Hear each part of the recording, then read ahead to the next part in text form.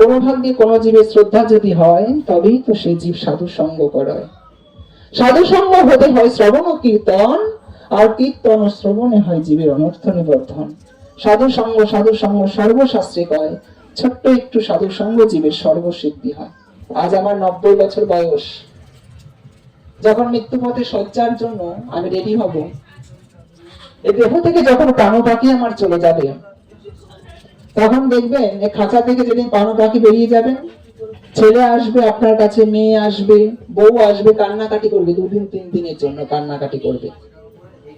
ওই মেয়ে কান্নাকাটির মধ্য দিয়ে তার মনে আছে, ওই যে দেখো বাবার হাতে আংটি আছে, কান্নাকাটি করছে, আর বাবার হাতে আংটি কখন খুলে সরিয়ে নিতে হবে সেটাও কিন্তু ওই মেয়ে লক্ষ্য রাখবে। মায়ের হাতের বালাটি যে আছে, সে বালাটি খুলে নিতে হবে, কেন এটা সোনার। তা কার জন্য করেছেন আপনি? 4 তলা বাড়ি করেছেন, 5 তলা বাড়ি করেছেন, 10 তলা বিল্ডিং করলেন, আর যেদিন শেষ অবস্থা কি যাবে সঙ্গে? যাবে শুধু শেষ অবস্থায় একটা মাটির হাড়ি দেবে আপনাকে। তার মাটির হাড়িটুকু যাবে না, শেষ অবস্থায় ওই 50 টাকা পর্যন্ত ওই শ্মশান ঘাটের মধ্যে ভেঙে চুরে আপনার রেখে দিয়ে আসবে। আর সেদিনও বাসর ঘর সাজিয়ে দেবে কিসের? আগুনের বাসর ঘর।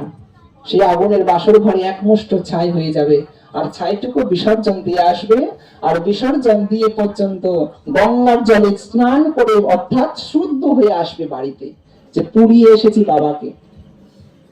তবে এই দেহ নিয়ে আমরা অহংকার করি, সৌন্দর্য নিয়ে অহংকার করি, টাকা পয়সা ধন দৌলত, 5000 টাকার মদ বোতল কিনে বাগানে বসতে পারে, আর 5 টাকা যদি কৃষ্ণ নামের জন্য তাড়াতাড়ি খোঁজা হয় তখন দিতে চায় না। এই হলো আমাদের ভক্তি। এই জীবনে এই জগতে কেহ কারো নয়, কেহ কারো নয়, এই দেহটিও তোমার নয়। কেন জানো? এই দেহের মালিক আছে একজন, পরের জায়গা পরের জমি ঘর বানাইয়া আমি রই, আমি তো সেই ঘরের মালিক নই। তাহলে এই মালিক কে? যদি আপনি মালিক হন তাহলে মৃত্যুটাকে আটকে দেখান, তা তো পারবেন না। তা পারবেন? তা কখনো পারবেন না।